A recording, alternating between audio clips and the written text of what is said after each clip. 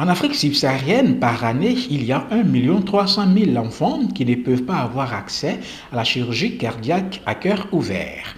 Ces enfants meurent prématurément du fait de deux maladies cardiaques essentielles. Il s'agit de la maladie cardiaque rhumatismale qui commence par une infection à la gorge, c'est-à-dire une angine qui va se compliquer par la suite pour devenir une atteinte cardiaque. Et une autre appelée maladie congénitale. Ça, ce sont les enfants qui naissent avec une maladie du cœur. Chaque année, il y a plus de 450 000 nouveaux cas de maladies rhumatismales diagnostiqués. Et dans les 10 premières années de vie, au sein des enfants qui sont atteints, en général, de la maladie du cœur, la maladie rhumatismale est la première cause de décès chez ces enfants, avec un taux de mortalité situé autour de 20%. C'est très inquiétant. Un enfant sur 3 qui naît avec une maladie congénitale du cœur meurt dans le premier mois de la naissance. Donc, un mois après sa naissance, il meurt. Un enfant sur 3. Et pourquoi cet enfant meurt-il? Mais il meurt parce qu'il ne peut pas avoir accès à la chirurgie cardiaque à cœur ouvert. Ce qui fait que la maladie cardiaque rhumatismale et les maladies cardiaques congénitales sont actuellement et demeurent actuellement un problème de santé publique auquel nous devons être sensibilisés et pour lequel nous devons faire quelque chose. Vous comprenez la gravité de la situation et qui fait donc toute l'importance de cette conférence que nous voulons organiser. Mais plus, pourquoi c'est important? C'est que ces enfants atteints du cœur n'ont pas la possibilité non seulement d'avoir accès à la chirurgie cardiaque à cœur ouvert, mais se trouvent en face d'une difficulté majeure, le manque d'infrastructures. Le manque d'infrastructures. Il n'y a pas d'infrastructures qui permettent, et je dis ça à l'échelle de l'Afrique subsaharienne, qui n'ont pas la possibilité d'avoir accès à des centres de soins pour prendre en charge chirurgicalement ces affections dont ils souffrent.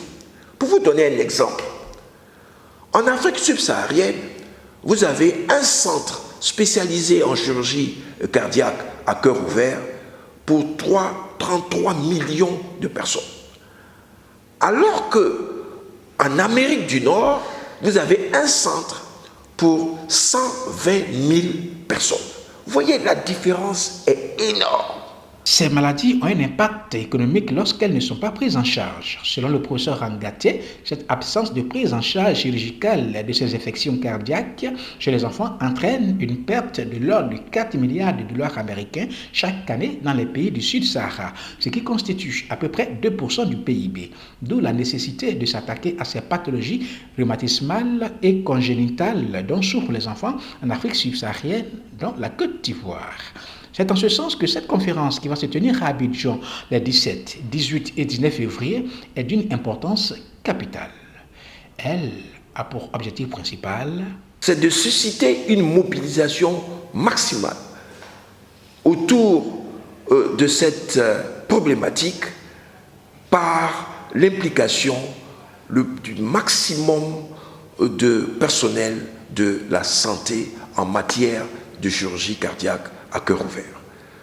Le deuxième objectif, et non des moindres, c'est de susciter l'intérêt des décideurs politiques, notamment toutes ces personnes en charge de stratégie politique en matière de santé dans nos pays africains, au sud du Sahara, de susciter l'intérêt de nos ministres et de nos ministères de la santé dans nos pays africains. C'est la raison pour laquelle le ministère de la Santé, de l'hygiène publique et de la couverture maladie universelle de Côte d'Ivoire est au premier plan de cette conférence. De susciter également l'intérêt de tous nos ministères du budget et des finances dans nos pays au sud du Sahara, de telle sorte que des allocations budgétaires subséquentes soient données et qui permettent l'acquisition, qui permettent la pratique effective de cette chirurgie à cœur ouvert. Et bien entendu, des partenaires, les banques africaines de développement. La Banque africaine de développement est aussi